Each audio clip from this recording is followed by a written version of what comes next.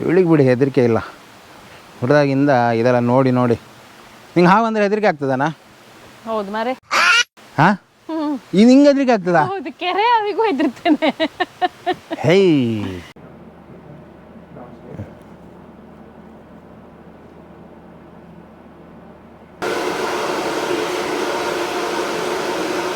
Hi friends, welcome back. ಹೊನ್ನಾವರದಲ್ಲಿದ್ದೀವಿ. ಇವಾಗ ಕುಂದಾಪುರಕ್ಕೆ ಹೊರಡಬೇಕು. So ನಾನು ನೋಡಿ ಜಸ್ಟ್ ಒಂದು ತೋಟಕ್ಕೆ ಸುತ್ತಾಕಿ ಬಂದೆ. ಇಷ್ಟೊತ್ತು ಮಳೆ ಇತ್ತು ಆಯಿತಾ, ಸಡನ್ನಾಗಿ ಬಿಸಿಲು ಬಂತು. ಸೊ ಅದೇ ಖುಷಿಯಲ್ಲಿ ಒಂದು ರೌಂಡ್ ಹಾಕಿ ಬಂದೆ. ಇದು ನೋಡಿ, ಮಳೆ ಬಂದಾಗ ಈ ಥರ ಇರುತ್ತೆ ಇಲ್ಲಿ ಸೀನ್. ಇದೊಂಥರ ಮಿನಿ ಜಲಪಾತ ನಮ್ಮದು. ಇದೊಂದು ಸಣ್ಣ ಬ್ರಿಡ್ಜ್ ಮೇಲೆ ನಿಂತಿದ್ದೀನಿ ಇವಾಗ. ಇಲ್ಲಿಂದ ಹೋಗುತ್ತೆ ಅದು ಹೊಳೆ. ಸೊ ಇದು ನೋಡಿ, ತೋಟದಿಂದ ಜಸ್ಟ್ ಬಂದೆ ನಾನು. ಅಂದರೆ ಏನು ಗೊತ್ತಾ, ಈ ಗ್ರೀನರಿ ಸುತ್ತ ಒಂದು ರೌಂಡ್ ಹೊಡೆದಾಗ ಮೈಂಡ್ ಫುಲ್ ಫ್ರೆಶ್ ಆಗಿಬಿಡುತ್ತೆ. ಸೊ ಸ್ನೇಹ ಅಲ್ಲಿದ್ದಾಳೆ, ಅಲ್ಲಿ ಅವತ್ತು ತೋರಿಸ್ತೀನಿ ನಿಮಗೆ. ಅವಳದ್ದೊಂದು ತೋಟ ಇದೆ ಆಯಿತಾ. ಮದುವೆಗಿಂತ ಮುಂಚೆ ಅಲ್ಲಿ ಅವಳು ಇದೆಲ್ಲ ಬೆಳೀತಿದ್ಲು, ಹೂವು, ಆಮೇಲೆ ಈ ಮೆಣಸು ಸುಮಾರೆಲ್ಲ ಬೆಳೀತಾಳೆ. ನಿಂಬು ಗಿಡ ಇದೆ ಒಂದು, ಅದಕ್ಕಂತೂ ವರ್ಷಕ್ಕೆ ಎಷ್ಟು ನಿಂಬು ಹಣ್ಣಾಗುತ್ತೆ ಅಂತ ನಮಗೆ ಗೊತ್ತಿಲ್ಲ. ಅಂದರೆ ಅಷ್ಟು ನಿಂಬು ಹಣ್ಣಾಗುತ್ತೆ. ಹೋಗ್ಬೇಕೀಗ, ಇನ್ನೊಂದು 10 ನಿಮಿಷದಲ್ಲಿ ಹೊರಡ್ತೀವಿ. ಈಗ ಅದೇ ಸೀನ್ ಇರುತ್ತೆ. ಈಗ ಕಣ್ಣೀರು ಸುರಿಸೋದು ಅದೆಲ್ಲ ಇರುತ್ತೆ, ಅದು ಪ್ರತಿ ಸಲ ಇದ್ದದ್ದೇ ಅದು. ಸೊ ನಾನೀಗ ಇಲ್ಲಿಂದ ಆನ್ ದ ವೇ ಭಟ್ಕಳಕ್ಕೆ ಹೋಗ್ಬೇಕಾಯ್ತು. ಭಟ್ಕಳದಲ್ಲಿ ನಮ್ಮ ಇದು ಹೇರ್ ಪ್ಯಾಚ್ ಇದೆಯಲ್ಲ, ಅದರದ್ದು ಎಲ್ಲ ಒಂದು ಸಲ ಸರ್ವಿಸಿಂಗ್ ಮಾಡ್ತಾರೆ. ಆ್ಯಕ್ಚುಲಿ ಚೆನ್ನಾಗೇ ಇದೆ, ಇದೀಗ ತೆಗಿಬೇಕಂತಿಲ್ಲ. ಇನ್ಫ್ಯಾಕ್ಟ್ ನಾನು ಲಾಸ್ಟ್ 2.5 ತಿಂಗಳಿಂದ, ಯಾಕಂದರೆ ಬೆಡ್ ರೆಸ್ಟಲ್ಲಿದ್ದೆ ನಾನು. ಸೊ ಮನೆಯಲ್ಲೇ ಮಾಡ್ಕೊಳ್ತಿದ್ದೆ ಇದನ್ನು. ಸೊ ಹಾಗಾಗಿ ತುಂಬ ಜನ ನನಗೆ ಲಾಸ್ಟ್ ವೀಡಿಯೋ ಹಾಕಿದಾಗ ತುಂಬ ಜನ ಕೇಳಿದ್ದು ಒಂದು 3 ಕ್ವಶನ್ಸು ತುಂಬ ರಿಪೀಟೆಡಾಗಿ ಕೇಳಿದರು. ಒಂದು, ಕಾಸ್ಟ್ ಎಷ್ಟಾಗುತ್ತೆ ಅಂತ ಕೇಳಿದರು. ಕಾಸ್ಟ್ ನಾನು ನಿಮ್ಗೆ ಹೇಳ್ತೀನಿ ಆಯ್ತು. ಅದಕ್ಕೆ ನಾನು ಡಿಸ್ಕ್ರಿಪ್ಷನಲ್ಲಿ ಹಾಕಿದ್ದೆ ಆಯಿತಾ, ಸ್ಟಾರ್ಟಿಂಗ್ ಫ್ರಮ್ 14,000 ಅಂತ ಹಾಕಿದ್ದೆ. ಯಾಕಂದರೆ 14,000ದಿಂದ ಸ್ಟಾರ್ಟಾಗಿ 1,00,000ದವರೆಗೆ ತನಕ ಇದೆ ಆಯಿತಾ. ಈ ಕೆಲವು ಸೆಲೆಬ್ರಿಟಿ ಪ್ಯಾಚ್ಗಳು ಯಾವ ಥರ ಇರುತ್ತಂದರೆ ಫುಲ್ ನಿಮ್ಮ ಸ್ಕಿನ್ನಿಗೆ ಅಂಟ್ಕೊಂಡೇ ಬರುತ್ತದು. ಅಂದರೆ ನಿಮ್ಗೆ ಅದು ಪ್ಯಾಚ್ ಹಾಕಿದ್ದೀವಿ ಅಂತಲೂ ಗೊತ್ತಾಗಲ್ಲ. ನೀವು ಹೀಗೆಲ್ಲರೂ ಕೂದಲು ಹಿಂಗೆ ಮಾಡಿದರೆ ಒಳಗೆ ಸ್ಕಾಲ್ಪ್ ತೋರೋ ಥರ ಇರುತ್ತೆ. ಅಂದರೆ ಆ ಥರ ಇರುತ್ತೆ. ತುಂಬ ಕಾಸ್ಟ್ಲಿ ಅದೆಲ್ಲ. ಮತ್ತು ಅದು ಬಾಳಿಕೆನೂ ಬರಲ್ಲ ಆಯಿತಾ. ಈ ಶೂಟಿಂಗ್ ಮಾಡೋ ಟೈಮಲ್ಲಿ, ಅಂಥ ಟೈಮಲ್ಲೆಲ್ಲ ಬೇಕಾಗುತ್ತದು. ಅದದು ವಾಯ್ದೆನೂ ಹಾಗೆ ಆಯಿತಾ, 2ರಿಂದ 3 ತಿಂಗಳು ಇರುತ್ತೆ ಅಷ್ಟೇ. ಹಾಗಾಗಿ ಆ ಮೂವಿ ಶೂಟ್ ಆಗ್ತಿದ್ದಂಗೆ ಅವ್ರು ಅದನ್ನು ತೆಗಿತಾರೆ. ಅಂದರೆ ಆ ಥರ ಸೆಲೆಬ್ರಿಟಿ ಪ್ಯಾಚ್ ಅಂತಾರೆ ಅದಕ್ಕೆ. ಅದು ಅವೈಲೇಬಲ್ ಇದೆ. ಆಮೇಲೆ ನಿಮಗೆ ಸ್ವಲ್ಪ ಹೈ ಕ್ವಾಲಿಟಿದು, ಅದು ಕಾಸ್ಟ್ಲಿ ಇರುತ್ತೆ. ಸೊ ನಾನು ಹಾಕಿದ್ದು ಅರೌಂಡ್ 20,000 to 25,000 ಆ ರೇಂಜಲ್ಲಿದೆ ಅದು. ಇದು ನ್ಯಾಚುರಲ್ ಹೇರ್ ಇದು ಆಯಿತಾ. ಇನ್ನು ಇದರಲ್ಲಿ ಸಿಂಥೆಟಿಕ್ ಹೇರ್ ಅಂತ ಬರುತ್ತೆ. ಸೊ ಇದೊಂದು ಕ್ವಶನ್ ಆಯಿತಾ. ಇನ್ನೊಂದು ನಂಗೆ ತುಂಬ ಕೇಳಿದ್ದು ಏನಂದರೆ, ಸರ್ವೀಸಿಂಗು ತುಂಬ ಕಾಸ್ಟ್ಲಿ ಆಗುತ್ತೆ ಅಂತೇಳಿ. ನೋಡಿ, ಸರ್ವೀಸ್ ಅನ್ನೋದು ಹೆಂಗೆ ಗೊತ್ತಾ, ಅದು ಅವರವರ ಎಫೋರ್ಡಿಬಿಲಿಟಿ. ಈಗ ಕೆಲವರು ಬ್ಯೂಟಿ ಪಾರ್ಲರ್ಗೆ ಹೋಗಿ ಕಲರ್ ಹೈಲೈಟ್, ಅಂದರೆ ಶೇಡಿಂಗು, ಹೈಲೈಟಿಂಗು, ಕಲರಿಂಗ್ ಅದೆಲ್ಲ ಮಾಡ್ತಾರೆ. ಈ ಗ್ಲೋಬಲ್ ಕಲರ್ಸ್ ಎಲ್ಲ ಹಾಕೋದಾದರೆ ಒಂದು ಸಲ ನೀವು ಹೋದರೆ ವಿಸಿಟ್ಟಿಗೆ 15,000 ಆಗುತ್ತೆ ಆಯಿತಾ. ಅದನ್ನು ಎಫೋರ್ಡ್ ಮಾಡೋರು ಇದ್ದಾರೆ. ಸೊ ಹಾಗಾಗಿ ಇದು ಪ್ಯೂರ್ ಎಫೋರ್ಡಿಬಿಲಿಟಿ ಕ್ವಶನ್ ಇದೆ ಆಯಿತಾ. ಕೆಲವರಿಗೆ ಎಫೋರ್ಡ್ ಮಾಡೋಕ್ಕಾಗತ್ತೆ, ಕೆಲವರಿಗೆ ಆಗಲ್ಲ. ಸೊ ಏನು ಮಾಡೋಕ್ಕಾಗಲ್ಲ, ಯಾಕಂದರೆ ಪ್ರತಿಯೊಂದಕ್ಕೂ ಅದರದ್ದೇ ಒಂದು ಕಾಸ್ಟ್ ಅಂತ ಇರುತ್ತೆ. ಈಗ ನಾನೇನು ಪ್ಯಾಚ್ ಹಾಕ್ತಾಯಿದ್ದೀನಿ, ಇದು ಹಾರ್ಡ್ಲಿ ತಿಂಗಳಿಗೆ ನೀವು ಒಂದು ವಿಸಿಟ್ ಕೊಟ್ಟರೆ ಫುಲ್ಲು ಹೆಡ್ ಮಸಾಜ್ ಮಾಡಿ, ಹೇರ್ ಕಟ್ಟಿಂಗ್ ಮಾಡಿ, ಗ್ಲೂ ಹಾಕಿ, ಟೇಪ್ ಹಾಕಿ, ಯಾಕಂದರೆ ಆ ಗ್ಲೂ ಟೇಪ್ ಇದೆಯಲ್ಲ ಅದೇ ಕಾಸ್ಟ್ ಆ್ಯಕ್ಚುಲಿ. ಸೊ ಅದೆಲ್ಲ ಹಾಕಿ ಸೆಟ್ ಮಾಡ್ತಾರೆ. ಅದಕ್ಕೆ 1,000 ರೂಪೀಸ್ ಹತ್ರ ಆಗುತ್ತೆ. ಸೊ ತಿಂಗಳಿಗೆ ಒಂದು ಸಲ ಹೋಗೋದು. ನಾನಂತೂ 2 ತಿಂಗಳಿಗೆ ಒಂದು ಸಲ ಹೋಗ್ತೀನಿ ಆಯಿತಾ. ಅಂದರೆ ನನಗೀಗ ಮನೆಯಲ್ಲೇ ಸೆಟ್ ಮಾಡಿ ಅಭ್ಯಾಸ ಆಗಿದೆ. ಅವರು ಹಂಗೆ ಹೇಳಿದ್ದಾರೆ, ನಿಮಗೆಲ್ಲಾದರೂ ಮನೆಯಲ್ಲೇ ಮಾಡ್ತೀರಾ ಅಂತಿದ್ರೆ ಮಾಡಿ.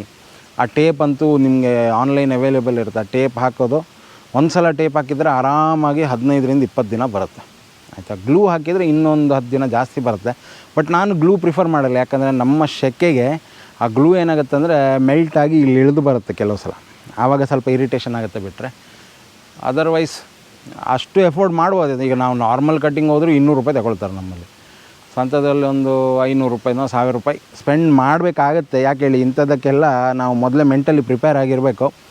ಆಮೇಲೆ ಇನ್ನೊಂದು ನಂಗೆ ಕೇಳಿದ್ದು ಕ್ವಶನ್ ಏನಂದರೆ, ಇರಿಟೇಷನ್ ಆಗಲ್ವಾ, ಸ್ಕಿನ್ನಿಗೆ ಏನಾದ್ರು ಪ್ರಾಬ್ಲಮ್ ಆಗುತ್ತಾ? ಕೆಲವೊಂದು ಸಲ ತುರಿಸ್ದಂಗೆ ಆಗುತ್ತೆ, ತುಂಬ ಸ್ವೆಟ್ಟಿಂಗ್ ಆದಾಗ.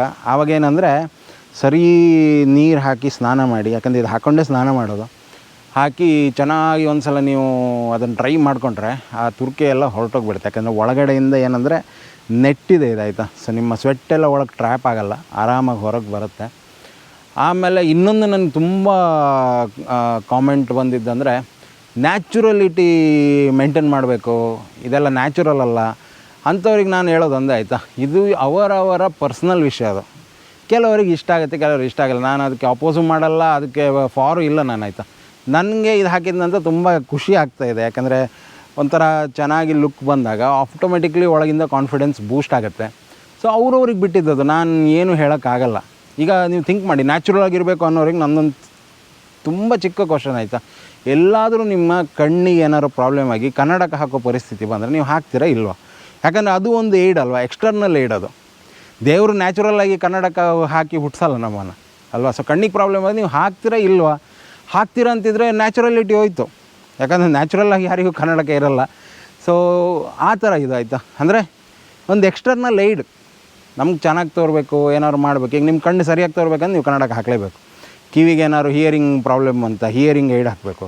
ಹಾರ್ಟಲ್ಲಿ ಏನಾದರೂ ಪ್ರಾಬ್ಲಮ್ ಅಂತ ಪೇಸ್ ಮೇಕರ್ ಹಾಕಬೇಕು. ಇದೆಲ್ಲ ನ್ಯಾಚುರಲ್ ಅಲ್ಲ, ಬಟ್ ಕೆಲವ್ರು ಹಾಕ್ತಾರೆ, ಅದನ್ನು ನೀವು ಅಪೋಸ್ ಮಾಡ್ತೀರಾ ಇಲ್ಲ ಅಲ್ವ. ಹಾಗೆ ಇದು ಆಯಿತಾ. ಮಾಡೋರು ಮಾಡ್ತಾರೆ, ಏನು ಮಾಡೋಕ್ಕಾಗಲ್ಲ. ಇಲ್ಲಿ ಸ್ನೇಹ ಅಲ್ಲೇನೋ ಗಾರ್ಡನಲ್ಲಿದ್ರೆ ಹೋಗಿ ನೋಡೋಣ.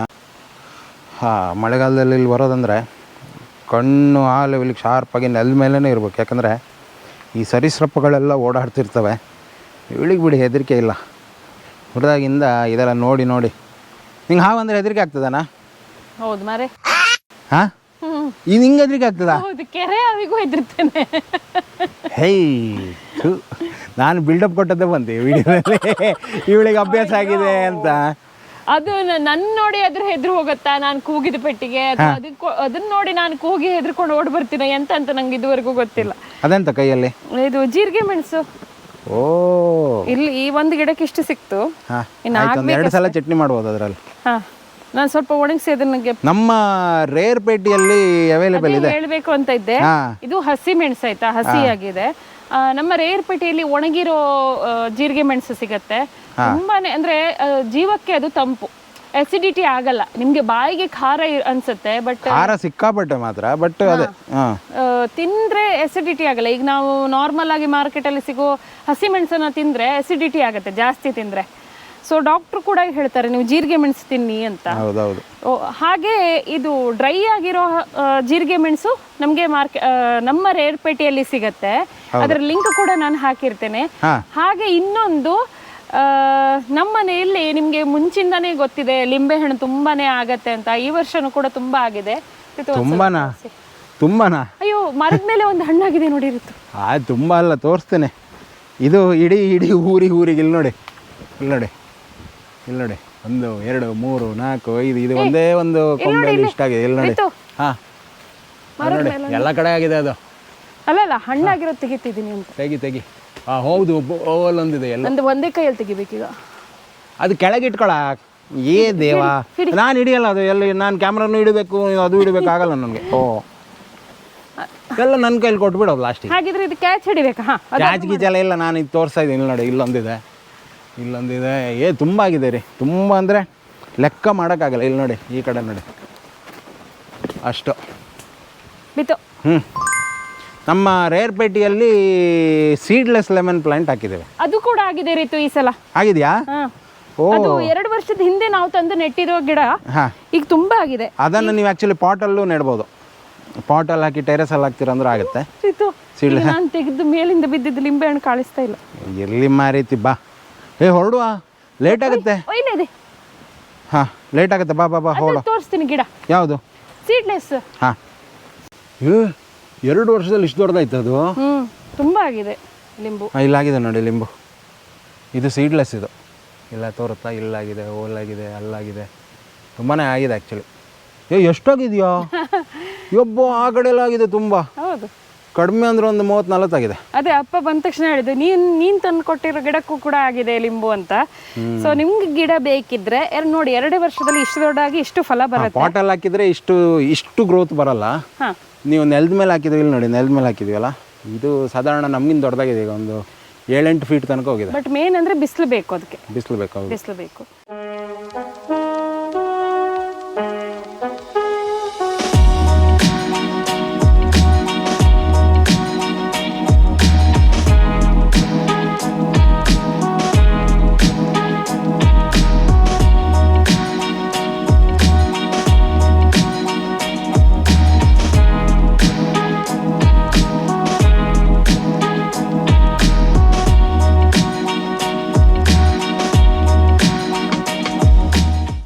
ತುಂಬ ಸಿಂಪಲ್ ಇದು ನೋಡಿ. ಪ್ಯಾಚನ್ನು ಇವರು ಚೆನ್ನಾಗಿ ವಾಶ್ ಮಾಡಿ ಶ್ಯಾಂಪು ಹಾಕಿ ಸೆಟ್ ಮಾಡ್ತಾರೆ, ಡ್ರೈ ಮಾಡಿ ಸೆಟ್ ಮಾಡ್ತಾರೆ. ಸೊ ನೀವು ಪ್ಯಾಚನ್ನು ಎಲ್ಲೇ ಹಾಕ್ಕೊಳ್ಳಿ ಆಯಿತಾ. ಅಂದರೆ ಆಲ್ ಓವರ್ ಕರ್ನಾಟಕ, ಆಮೇಲೆ ಆಲ್ ಓವರ್ ಇಂಡಿಯಾನೂ ಇದೆ ಅವರದ್ದು. ನಿಮಗೆ ಬ್ರ್ಯಾಂಚಸ್ ಡೀಟೇಲ್ಸ್ ಎಲ್ಲ ನಾನು ಕೆಳಗಡೆ ಡಿಸ್ಕ್ರಿಪ್ಷನಲ್ಲಿ ಲಿಂಕ್ ಹಾಕಿರ್ತೀನಿ ಆಯಿತಾ. ಇವರದ್ದು ವೆಬ್ಸೈಟ್ ಇದೆ, ಅಲ್ಲಿ ನಿಮಗೆ ಥ್ರೂ ಔಟ್, ಬರೀ ಇಂಡಿಯಾ ಅಂತಲ್ಲ, ಔಟ್ಸೈಡ್ ಇಂಡಿಯಾನೂ ಇವರದ್ದು ಬ್ರ್ಯಾಂಚಸ್ ಇದೆ. ಎಲ್ಲ ಕಾಂಟ್ಯಾಕ್ಟ್ ಡೀಟೇಲ್ಸ್ ಸಿಗುತ್ತೆ ಆಯಿತಾ. ನಿಮ್ಗೆ ಏನೇ ಥರ ಡೌಟ್ಸ್ ಇದ್ದರೂ ಇವರನ್ನು ನೀವು ಕಾಂಟ್ಯಾಕ್ಟ್ ಮಾಡ್ಬೋದು.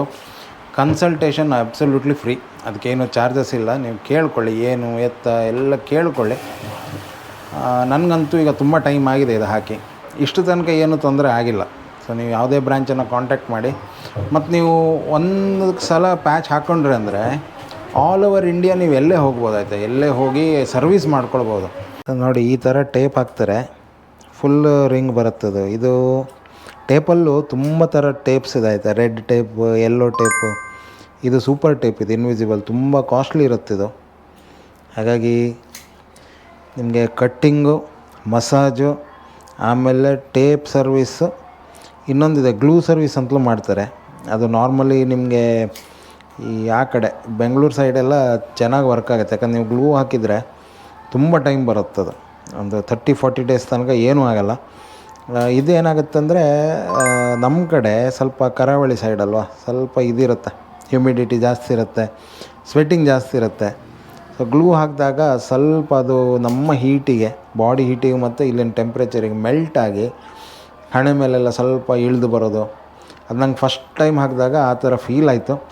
ಸೊ ನೆಕ್ಸ್ಟ್ ಸರ್ವಿಸಿಂದ ನಾನು ಗ್ಲೂ ಹಾಕ್ತಾ ಇಲ್ಲ, ಜಸ್ಟ್ ಟೇಪ್ ಸರ್ವಿಸ್ ಮಾತ್ರ ಮಾಡ್ತಾಯಿದ್ದೀನಿ.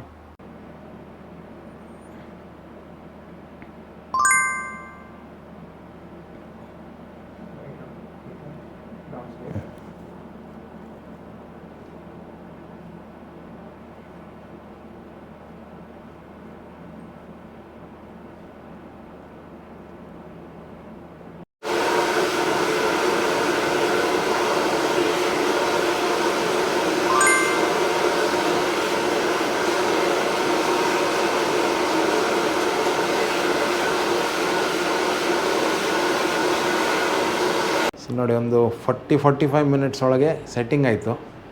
ಆ್ಯಕ್ಚುಲಿ ಇದೆಲ್ಲ ಇತ್ತಲ್ಲ, ಮಸಾಜೆಲ್ಲ ಇತ್ತಲ್ಲ, ಹಾಗಾಗಿ ಸ್ವಲ್ಪ ಟೈಮ್ ತಗೊಳುತ್ತೆ. ಇಲ್ಲಾಂದರೆ ಇನ್ನೂ ಬೇಗ ಆಗುತ್ತೆ. ಸಂಜಯ್ ಅವರು ಮಾಡಿಕೊಟ್ಟಿದ್ದಾರೆ ಇವತ್ತು. ಅವರು ಬೇಸಿಕಲಿ ನೇಪಾಳದವರು, ಬಟ್ ಅವರದ್ದೆಲ್ಲ ಟ್ರೈನಿಂಗ್ ಆಗಿರುತ್ತೆ ಆಯಿತಾ, ಇದು ಯಾವ ಥರ ಮಾಡಬೇಕು. ಈವನ್ ಜೆಂಟ್ಸ್ ಮಾತ್ರ ಅಲ್ಲ, ಲೇಡೀಸು ಎಸ್ಪೆಷಲಿ ಅವರು ಬೆಂಗಳೂರಲ್ಲಿದ್ದರಂತೆ ಮೊದಲು. ಅಲ್ಲಿ ತುಂಬ ಜನ ಈ ಲೇಡೀಸಿಗೆ ಈ ಎಕ್ಸ್ಟೆನ್ಷನ್ಸು, ಆಮೇಲೆ ಕರ್ಲಿಂಗು, ಎಕ್ಸ್ಟೆನ್ಷನ್ ಹಾಕಿ ಅದನ್ನು ಕರ್ಲ್ ಮಾಡ್ತಾರೆ, ಅದೆಲ್ಲ ಮಾಡ್ತಿದ್ರಂತೆ. ಸದ್ಯಕ್ಕೆ ಅವರನ್ನು ಇಲ್ಲಿ ಕಳಿಸಿದ್ದಾರೆ. ಇವರು ಟ್ರಾನ್ಸ್ಫರ್ ಆಗ್ತಾ ಇರ್ತಾರೆ ಆಯಿತಾ. ಅಂದರೆ ಬೇರೆ ಅವರ ಲೊಕೇಶನ್ಸ್ ಎಲ್ಲೆಲ್ಲಿ ಆಫೀಸ್ ಇದೆ ಅಲ್ಲೆಲ್ಲ ರೊಟೇಟ್ ಆಗ್ತಾ ಇರ್ತಾರೆ ಸ್ಟಾಫ್ಗಳು. ಸೊ ನೋಡಿ ಸೆಟ್ ಆಯಿತು. ಏನು ರಾಕೆಟ್ ಸೈನ್ಸ್ ಇಲ್ಲ ಆಯಿತಾ. ಸೊ ಲಾಸ್ಟ್ ಟೈಮೇ ನಾನು ಹಾಕಿದ್ದೆ ವೀಡಿಯೋ, ಬಟ್ ತುಂಬ ಜನರಿಗೆ ಡೌಟ್ ಇತ್ತು ಆಯಿತಾ, ಅದು ಸರ್ವಿಸ್ ಹೆಂಗೆ ಮಾಡ್ತಾರೆ, ಎಷ್ಟು ದಿನಕ್ಕೊಂದು ಸಲ ಮಾಡಬೇಕು. ಸೊ ಅದೆಲ್ಲ ಡೌಟ್ ಇರೋದ್ರಿಂದ ಇವತ್ತಿನ ಈ ವಿಡಿಯೋ ಮಾಡಿದ್ದೀನಿ. ಹೋಪ್ ನಿಮಗೆ ಒಂದು ಐಡಿಯಾ ಸಿಕ್ಕಿದೆ ಅಂದ್ಕೋತೀನಿ. ಆಮೇಲೆ ಇದು ಪ್ರಮೋಷನ್ ಆ ಥರ ಎಲ್ಲ ಅಂದ್ಕೋಬೇಡಿ ಆಯಿತಾ. ಅಂದರೆ ನಿಮ್ಗೆ ಏನು ಬೇಕೋ ಅದು ಮಾಡಿ. ಯಾಕಂದರೆ ಕೆಲವರು ಹೇರ್ ಟ್ರಾನ್ಸ್ಪ್ಲಾಂಟ್ ಇನ್ನೂ ಒಳ್ಳೇದು ಅಂತಾರೆ. ನಂಗೆ ಅದ್ರ ಬಗ್ಗೆ ಅಷ್ಟು ಐಡಿಯಾನೇ ಇಲ್ಲ ಆಯಿತಾ. ಐಡಿಯಾ ಇದೆ, ಬಟ್ ಏನಂದರೆ ಅವರವರ ಕೆಪಾಸಿಟಿಗೆ ತಕ್ಕಂಗೆ ಅವ್ರು ಮಾಡ್ಕೋತಾರೆ. ಈಗ ಟ್ರಾನ್ಸ್ಪ್ಲಾಂಟ್ ಮಾಡೋದ್ರಲ್ಲಿ ಅದರದ್ದೇ ಅಡ್ವಾಂಟೇಜಸ್ ಇದೆ, ಡಿಸ್ಅಡ್ವಾಂಟೇಜಸ್ ಇದೆ. ಇದು ನಾನು ಪರ್ಫೆಕ್ಟ್ ಸೊಲ್ಯೂಷನ್ ಅಂತ ಹೇಳಲ್ಲ, ಬಟ್ ನನಗೆ ಇದು ವರ್ಕ್ ಆಗಿದೆ ತುಂಬ ಟೈಮಿಂದ. ಇವಾಗ ನಾನೆಲ್ಲೇ ಹೋದರೂ ತುಂಬ ಜನ ಈಗ ನಿಮ್ಮದು ಗುರ್ತನೇ ಸಿಗಲ್ಲ, ನೀವು ಫುಲ್ಲು ಚೇಂಜ್ ಆಗಿದ್ದೀರಾ, ತುಂಬ ಚೆನ್ನಾಗಿ ತೋರ್ತೀರಾ, ಅದು ನನಗೆ ಒಂಥರ ಪಾಸಿಟಿವ್ ಕಾಂಪ್ಲಿಮೆಂಟ್ ಅದು. ಸೊ ನನಗೆ ಇಷ್ಟ ಆಯಿತು. ಇದನ್ನು ನಾನು ಪ್ರಾಬಬ್ಲಿ ಕಂಟಿನ್ಯೂ ಮಾಡ್ತೀನಿ. ಮತ್ತು ನನಗೇನು ಇದರಿಂದ ಸೈಡ್ ಎಫೆಕ್ಟ್ಸ್ ಏನೂ ಆಗಿಲ್ಲ ಇಷ್ಟು ತನಕ. ಒಂದು 4 ಮಂತ್ಸ್ ಮೇಲಾಯಿತು ಇವಾಗ. ಇಚ್ಚಿಂಗು ತುಂಬ ಜನ ನನಗೆ ಸ್ಟಾರ್ಟಿಂಗಲ್ಲಿ ಹೇಳ್ತಿದ್ರು, ನಿಮ್ಗೆ ಅದು ಇಚ್ಚಿಂಗ್ ಸ್ಟಾರ್ಟ್ ಆಗುತ್ತೆ, ಅದಾಗುತ್ತೆ, ಇದಾಗುತ್ತೆ. ಇಲ್ಲ, ಕ್ಲೀನ್ ಇಟ್ಟರೆ ಆಯ್ತಾ. ಇದನ್ನೇ ಹಾಕಿ ಸ್ನಾನ ಮಾಡ್ಬೋದು. ನಿಮ್ಗೆ ಯಾವಾಗ ತುಂಬ ಇಚ್ಚಿಂಗ್ ಅನಿಸುತ್ತೋ ನೀವೇ ತೆಗೆದು ಅದನ್ನು ವಾಶ್ ಮಾಡಿಬಿಟ್ಟು, ತಲೆನೆಲ್ಲ ಕ್ಲೀನ್ ಮಾಡಿ ಶ್ಯಾಂಪು ಹಾಕಿ ವಾಶ್ ಮಾಡಿಬಿಟ್ಟು ನೀವೇ ಫಿಕ್ಸ್ ಮಾಡ್ಕೋಬೋದು. ಸೊ ಈ ಥರ ಆಪ್ಷನ್ಸ್ ಇದೆ. ಸೊ ಹೋಪ್ ನಿಮಗೆ ವಿಡಿಯೋ ಹೆಲ್ಪ್ ಆಗಿದೆ ಅನ್ಕೋತಾ ಇದ್ದೇನೆ. ಮುಂದಿನ ವಿಡಿಯೋದಲ್ಲಿ ಸಿಗೋಣ. ಅಲ್ಲಿ ತನಕ ಟೇಕ್ ಕೇರ್, ಬಾಯ್.